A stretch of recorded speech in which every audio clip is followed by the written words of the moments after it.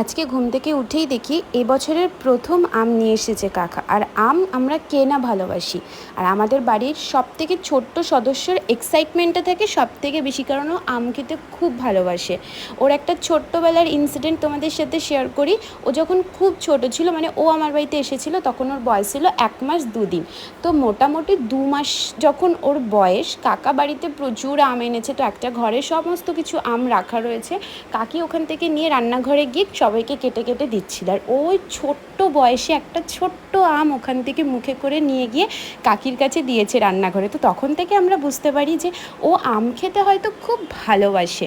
আর আম খেতে আমরা কে না ভালোবাসি। আমার তো ফেভারিট ফল। কার কার ম্যাঙ্গো ফেভারিট কমেন্ট সেকশনে জানাতে কিন্তু ভুলো না। জাস্ট ওর এক্সাইটমেন্টটা দেখো, আম যে যাকেই খেতে দেখবে ওকে দিতেই হবে, ও প্রচণ্ড ভালোবাসে। তো আজকের মতন এখানেই টাটা, গুড টাটা।